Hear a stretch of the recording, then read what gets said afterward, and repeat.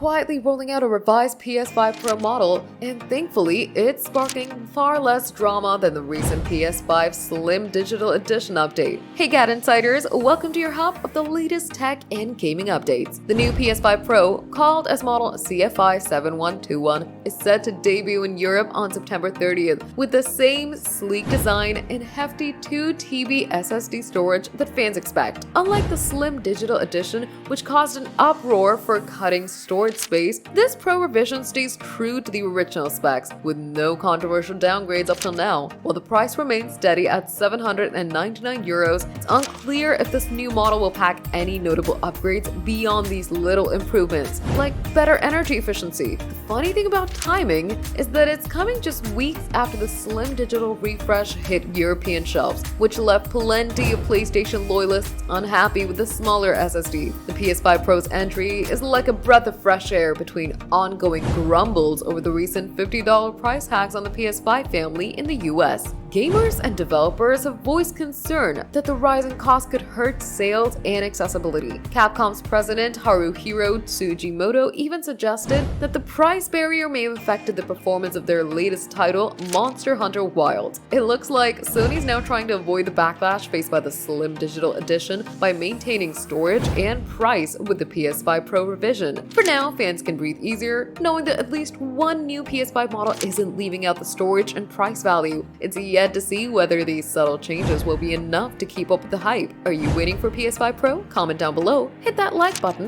and subscribe to GadInsider. Don't forget to press the bell icon so you never miss any update.